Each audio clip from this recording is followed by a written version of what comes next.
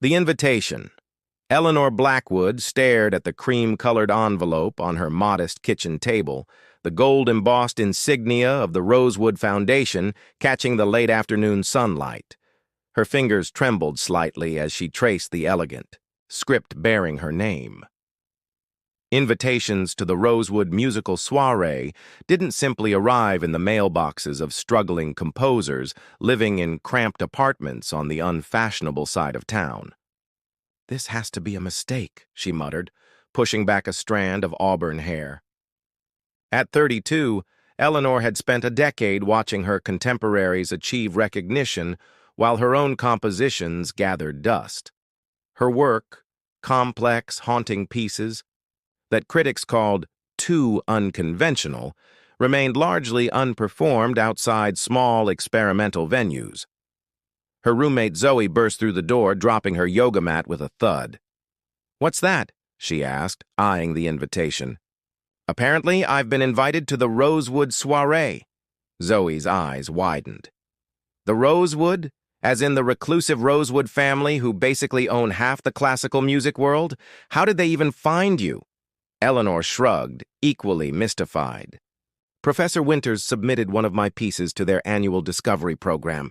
I never expected anything to come of it." "You have to go," Zoe insisted, already moving toward their shared closet. "What will you wear?" Eleanor hadn't considered that problem. Her wardrobe consisted primarily of comfortable blacks.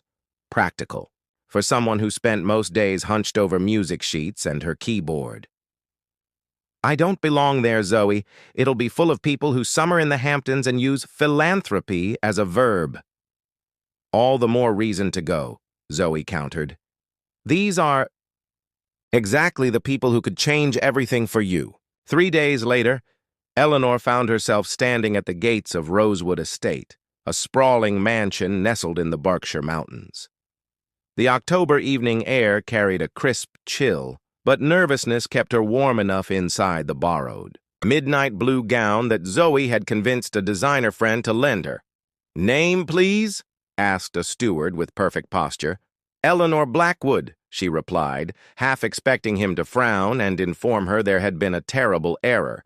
Instead, he scanned his tablet and nodded. "Welcome, Ms. Blackwood. You're expected in the East Wing Gallery." The driveway curved through impeccably manicured gardens illuminated by soft lights. String quartets played from hidden alcoves, creating a surreal soundtrack as guests, in evening wear, drifted toward the grand entrance. Eleanor clutched her small portfolio case containing copies of her latest composition, an ambitious piece she had titled Whispers of Dusk. Inside, the estate unfolded like something from another era. Crystal chandeliers cast a warm glow over marble floors, while priceless artwork adorned walls that had likely witnessed centuries of similar gatherings. Waitstaff glided between clusters of guests, offering champagne and elaborate hors d'oeuvres. Eleanor accepted a glass, grateful for something to occupy her hands. She recognized several faces: famous conductors, virtuoso performers, influential critics, people whose approval could launch careers or consign them to oblivion. No one seemed to notice her, their gazes sliding past as if she were invisible. She wandered toward a display of rare instruments, finding comfort in their familiar forms. Her fingers hovered over a Stradivarius violin enclosed in glass, its wood gleaming with history. "Beautiful, isn't it?" a male voice observed quietly beside her. "They say its tone is incomparable, but I've always thought the musician matters more than the instrument." Eleanor turned to find a man in his late 30s studying the violin with genuine interest. Unlike the other male guests in tuxedos, he wore a simple charcoal suit with no tie. His dark hair fell slightly across his forehead, giving him a disheveled, approachable appearance. "I agree," she replied, "though I wouldn't mind testing that theory on a Stradivarius just once." He smiled, the corners of his eyes crinkling pleasantly. "I'm Thomas," he said, offering his hand. "Eleanor," she responded, noticing his firm but gentle handshake. "Are you a musician?" "Just an appreciator," Thomas answered with a self-deprecating smile. And you? I compose, she admitted, bracing for the inevitable polite nod followed by a swift change of subject. But Thomas's eyes brightened with genuine interest. What kind of compositions? Melodies and whispers. I compose modern classical pieces with unconventional time signatures and Eastern influences, Eleanor explained, surprised by Thomas's continued attention. Most people's eyes glazed over when she described her work. I'd love to hear more, he said, guiding her toward a quieter corner of the gallery. The acoustics in this room are particularly interesting, designed by the same architect who renovated Carnegie Hall in the 90s. As they walked, Eleanor noticed subtle reactions from other guests, raised eyebrows, curious glances, even a few disapproving frowns. A famous conductor abruptly stopped mid-conversation to give Thomas a deferential nod. Thomas acknowledged, it with casual ease, but kept his focus entirely on Eleanor. They settled on a velvet bench near a bay window overlooking illuminated gardens. For the next hour, Eleanor found herself talking about her compositions with an openness she rarely experienced. Thomas asked thoughtful questions about her creative process, her influences, and the challenges of breaking into the traditional classical world with experimental work. The industry is so focused on reproducing the same canonical pieces, Eleanor said, her hands animated as she spoke. Don't get me wrong, I love Bach and Beethoven, but there's so much unexplored territory in music. Sometimes I incorporate sounds that aren't traditionally musical, rainfall on different surfaces, the rhythm of train wheels, even silence as an active element. Thomas leaned forward, intrigued. Like John Cage's 433? Similar concept, but I'm more interested in the negative spaces between notes, the anticipation, the lingering resonance. I call it the geography of silence. That's beautiful, Thomas said softly. I've often thought we've lost our ability to appreciate silence in modern life. An older woman in an elaborate emerald gown approached them, her smile tight as she addressed Thomas. I didn't expect to see you mingling tonight. What a pleasant surprise. Mrs. Hargrove, Thomas nodded politely. May I introduce Eleanor Blackwood? She's a composer with a fascinating approach to musical structure. Mrs. Hargrove's assessment of Eleanor was swift and dismissive. How lovely. Thomas, the board members were hoping to discuss the summer program with you before dinner. Please let them know I'll join shortly, Thomas replied, his tone pleasant but firm. After Mrs. Hargrove departed with obvious reluctance, he turned back to Eleanor with an apologetic smile. The politics of these events can be exhausting. Are you on the board of the Rosewood Foundation? Eleanor asked, trying to place him in the hierarchy of the evening. Thomas hesitated. I'm involved with the foundation, yes, but I'd much rather hear about your work than discuss committee decisions. He gestured to her portfolio. Did you bring something with you? Eleanor cautiously removed her latest score from its case. This is my most recent piece. It's called Whispers of Dusk, a chamber orchestration that follows the transition of day to night. Thomas handled the sheets with the reverence of someone who understood their value. His eyes moved across the notation with unexpected familiarity. This modulation here. He pointed to a complex passage. It's unconventional but brilliant. It creates tension without resolution, like holding your breath underwater. Eleanor stared at him in astonishment. That's exactly what I was trying to capture. Few people, even trained musicians, could read a score and imagine its emotional impact so precisely. Their conversation was interrupted by the dinner announcement. Thomas reluctantly returned her score. Would you mind if I joined your table? He asked. During dinner, Eleanor observed Thomas more carefully. Despite his modest appearance, staff members attended to him with particular attentiveness. Other guests frequently glanced their way, curiosity evident in their expressions. At their table sat a renowned violin virtuoso, a music critic from the New Yorker, and the director of a prestigious conservatory, all of whom treated Thomas with a deference that contradicted his unassuming demeanor.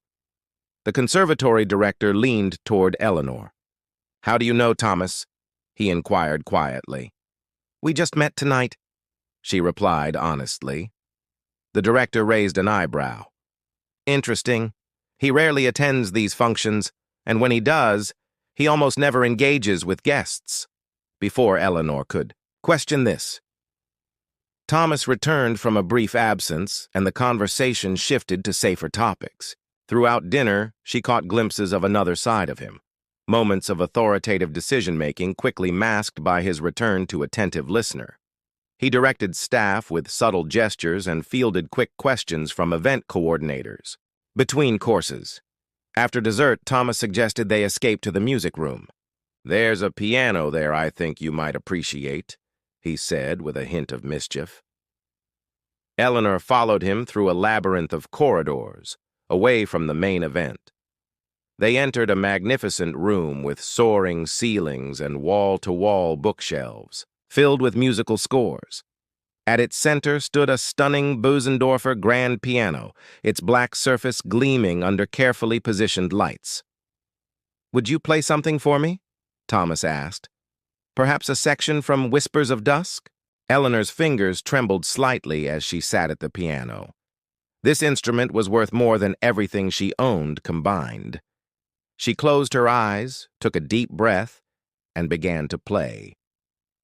The music filled the room, haunting, complex, with moments of startling beauty amid dissonance. Eleanor lost herself in the composition, forgetting Thomas's presence until she played the final note and looked up to find him watching her with an expression of profound understanding. "That was extraordinary," he said quietly. "You've captured something most composers spend lifetimes seeking." Eleanor felt a warmth spread through her chest at his words. For the first time in years, she felt truly seen. As the evening progressed, they explored the estate's musical treasures, original manuscripts, rare instruments, even a Mozart letter framed in the library. Thomas knew the story behind each item, sharing details no tour guide could possibly know. "How do you know all this?" Eleanor finally asked, as they examined an antique metronome with an unusual history. Thomas smiled enigmatically. "Let's just say music has been the center of my life, though not in the way most would expect." Nocturne in Secrets by midnight, the main event was winding down, but Eleanor and Thomas remained in the music library, deep in conversation about the future of classical composition in the digital age. She had never connected with someone so quickly or so completely. "Most people think classical music is dying," Thomas said, refilling their teacups from an ornate silver pot. "I believe it's evolving, finding new forms and expressions. Artists like you are essential to that transformation." Eleanor smiled, warmed by his faith. "If only grant committees and symphony directors shared your perspective." "They will," he replied with unexpected certainty. "Sometimes it takes one voice, the right voice, to change everything." A discreet knock interrupted them. A staff member entered and whispered something in Thomas's ear. He nodded and turned apologetically to Eleanor. "I'm afraid I need to address something. Would you mind waiting? I won't be long." Left alone, Eleanor wandered the shelves, occasionally pulling out scores that caught her interest. In a section containing historical documents about the Rosewood estate, she discovered a leather-bound book, a detailed history of the Rosewood family and their musical patronage dating back centuries. Curious, she began to read. The Rosewood dynasty had begun with a violin maker in 18th-century Vienna who had married into aristocracy. Generations of Rosewoods had supported composers from Mozart to Stravinsky, often providing them with living quarters on their various estates. The current head of the family, Thomas Rosewood, was described as a reclusive musical prodigy who had abandoned performing at 19 to manage the family's vast holdings and philanthropic endeavors. Eleanor stared at the accompanying photograph, in shock. The young man pictured, with the same thoughtful eyes and slightly crooked smile, was unmistakably her companion from the evening. She quickly replaced the book when she heard footsteps approaching. Thomas returned carrying a small wooden box. "Sorry about that interruption," he said, settling beside her on the sofa. "Estate management never rests, even during events." Eleanor's heart raced as pieces fell into place. The staff's deference, the guests' reactions, his intimate knowledge of the estate and its treasures. She had spent the entire evening with Thomas Rosewood, the billionaire music patron whose foundation could make or break careers, the owner of this magnificent estate, the man whose name was on her invitation. "Is something wrong?" Thomas asked, noticing her expression. Eleanor hesitated, then decided on honesty. "I just realized who you are." Thomas's smile faded slightly. "Ah, does it matter?" "I'm not sure," she admitted. "Why didn't you tell me?" He set the box down between them. "Because for one evening I wanted to be just Thomas, someone who loves music and interesting conversation. Not a name, not a fortune, not a position." He ran a hand through his hair, a gesture of rare vulnerability.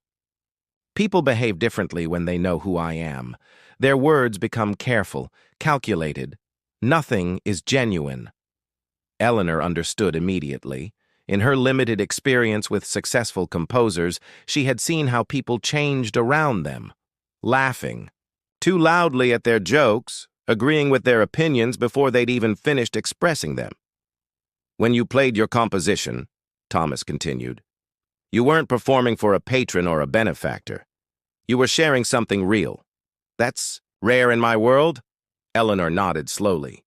"I understand, but I also feel a bit deceived."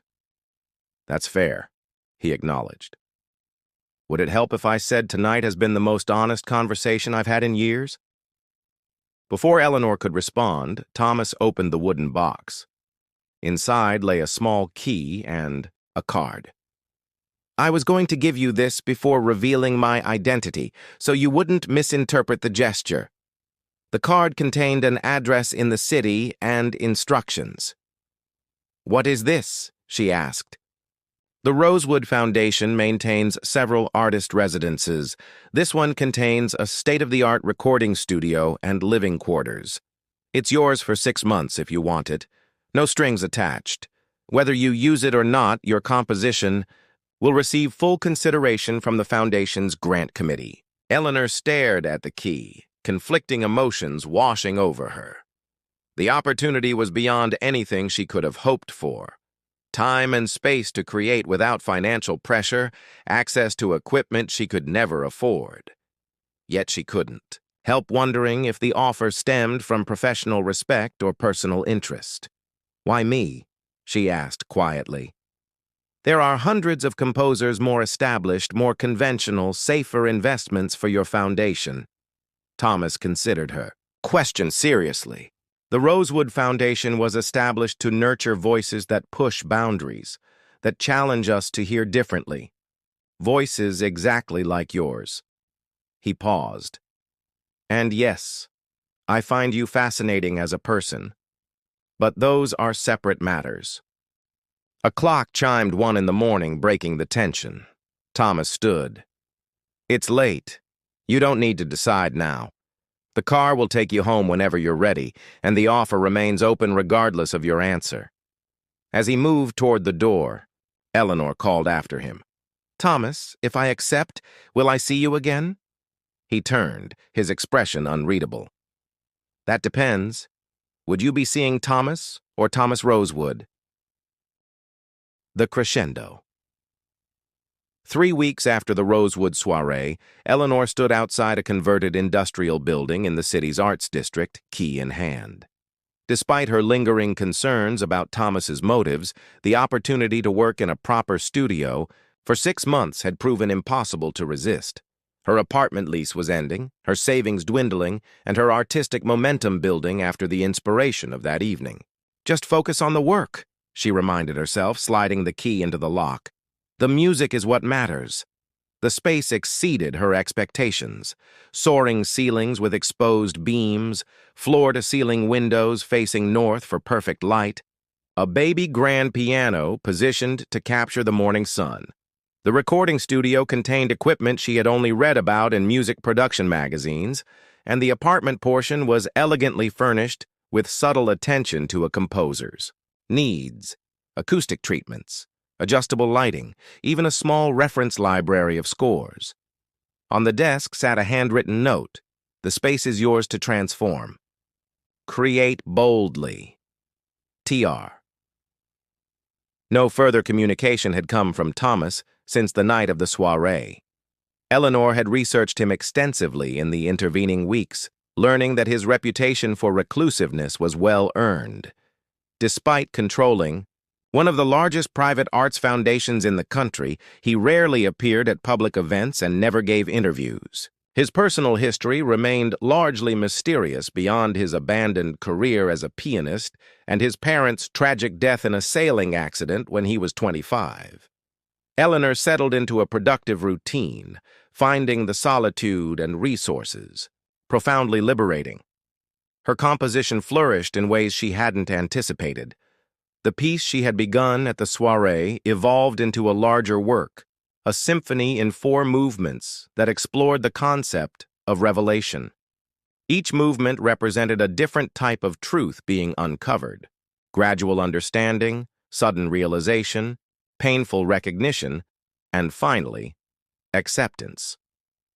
6 weeks into her residency, Eleanor received an invitation to a small dinner at the city penthouse of Regina Laurent, a notorious music critic known for her scathing reviews and influential connections.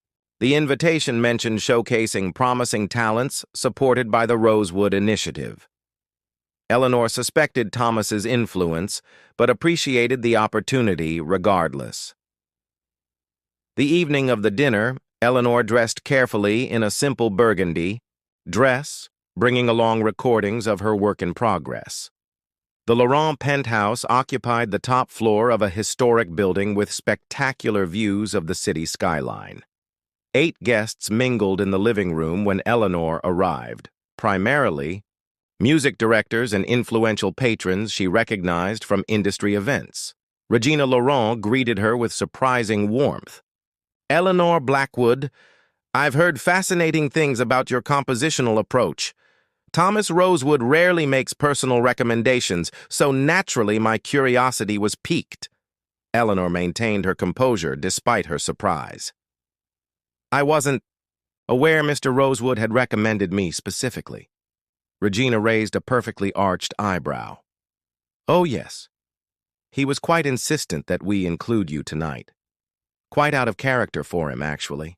Throughout dinner, Eleanor found herself the subject of genuine interest from people who would have ignored her completely 3 months earlier.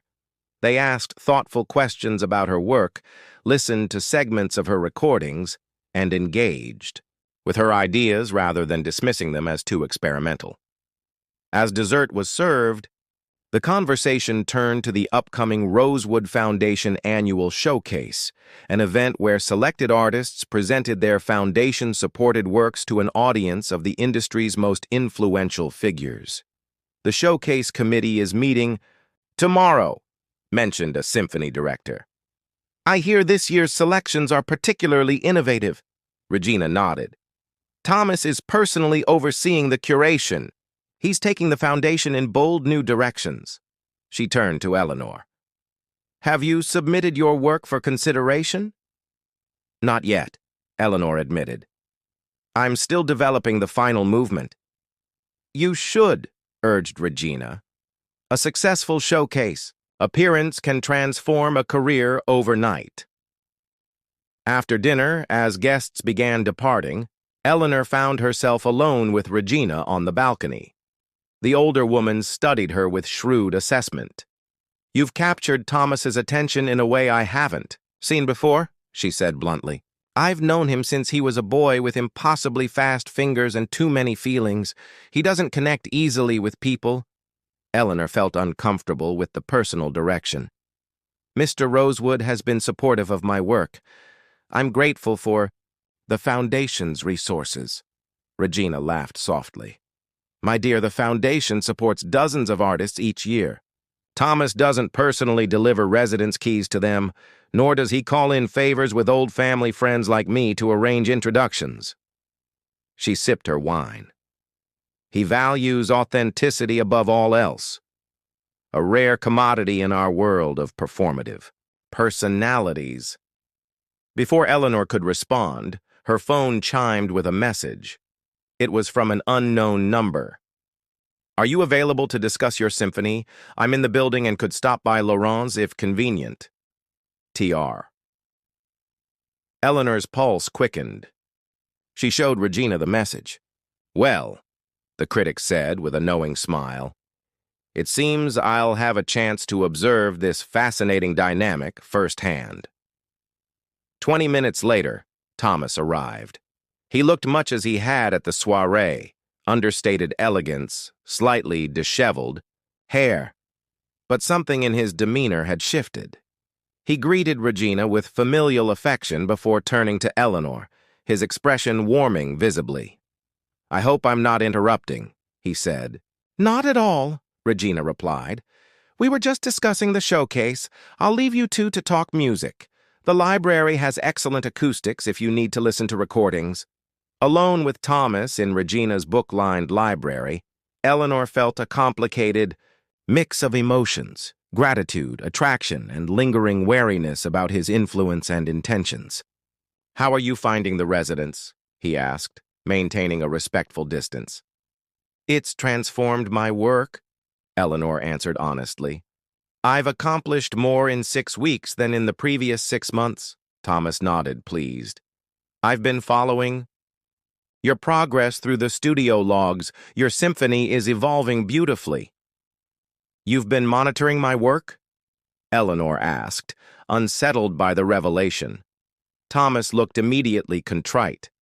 Not monitoring, that's the wrong word. The Foundation receives automatic updates when artists use the recording equipment. It's standard for all residencies. He hesitated. I should have been clearer about that arrangement. Eleanor processed this information, trying to determine if she found it invasive or merely procedural. Before she could decide, Thomas continued. The real reason I wanted to see you is to discuss the showcase. The committee meets tomorrow, as you may have heard. I believe your symphony, even in its current state, would be the perfect centerpiece for this year's event. Eleanor stared at him. But it's not finished. The final movement is still in progress, yes. But what exists is already remarkable. Thomas moved closer, his enthusiasm breaking through his usual reserve. The showcase is in 8 weeks. Would you consider premiering the completed work there? We could provide whatever resources you need. Musicians, rehearsal space, technical support. The opportunity was extraordinary, career-defining, but Eleanor hesitated. Thomas, I have to ask, is this offer based on my work's merit, or is it personal? Thomas fell silent, considering her question with the seriousness it deserved. Both, he finally admitted. I believe in your music unequivocally. The Foundation would be supporting your work regardless of any personal connection, but... He met her gaze directly. I won't pretend my interest is purely professional. That wouldn't be the authenticity we both value. His honesty disarmed her. I don't want special treatment, Eleanor said firmly. Not special treatment, Thomas corrected. Equal opportunity. Your work deserves to be heard, Eleanor. Whether or not there's anything between us personally shouldn't prevent that from happening. He reached into his jacket and removed an envelope. Here's the formal invitation to submit. To the showcase. The decision remains with the full committee. I have influence but not complete control. Consider it, please. As he handed her the envelope, their fingers brushed. Eleanor felt the same electric connection that had sparked during their first meeting, a recognition of kindred spirits despite their different worlds.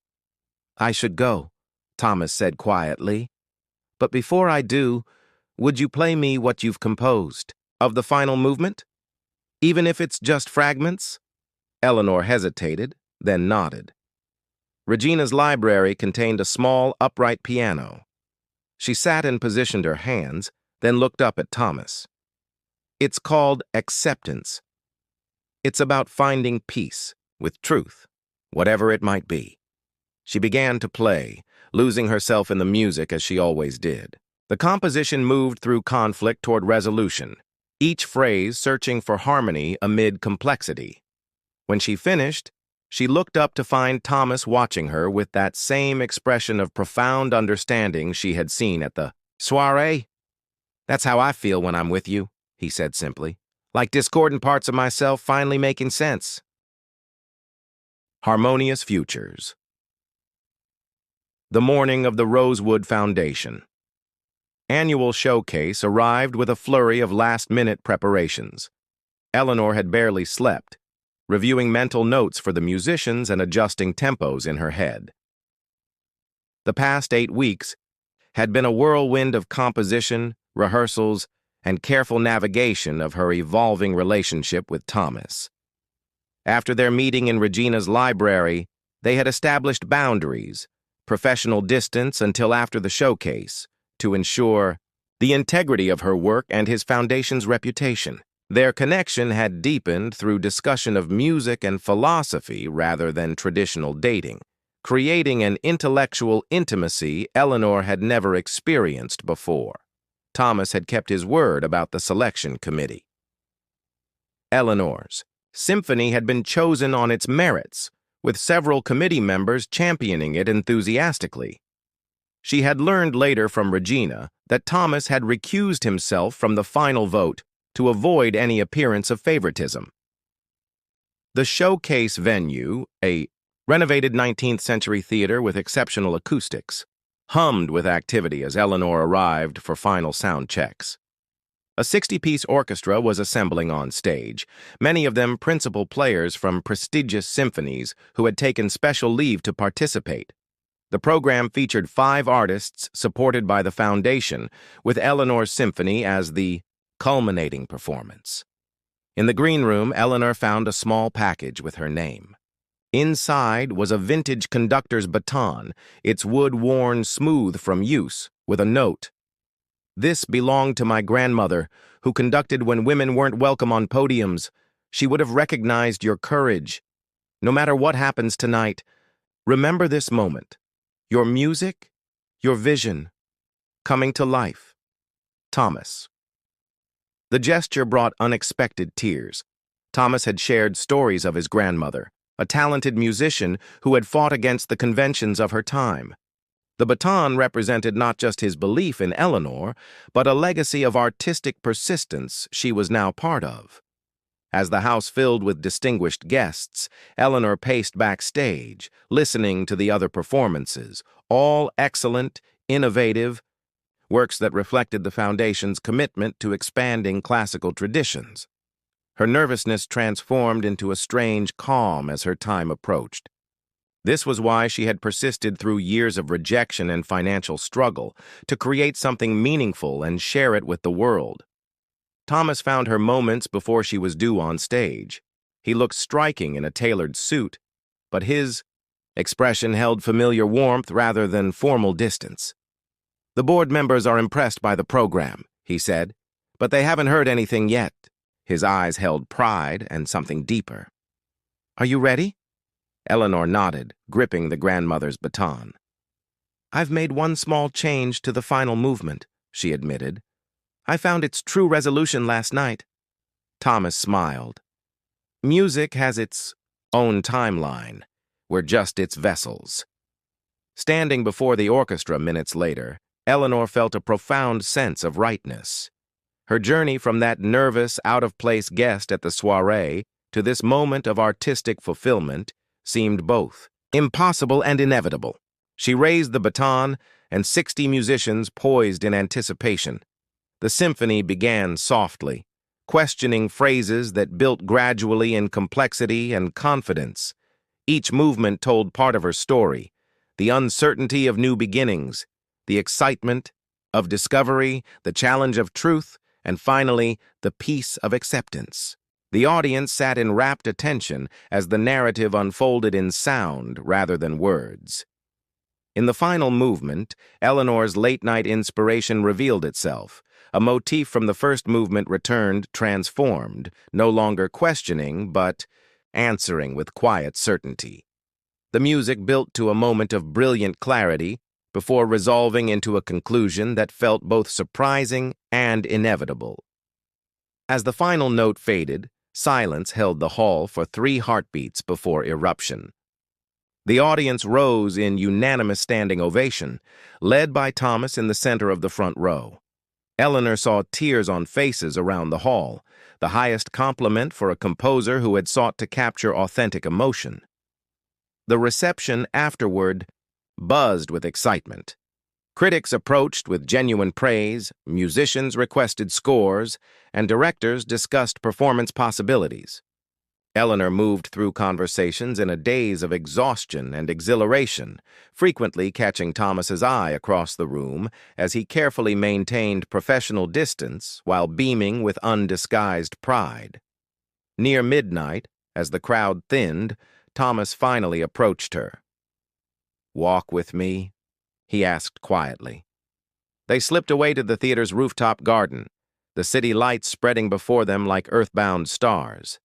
For several minutes, they stood in comfortable silence, processing the evening's triumph.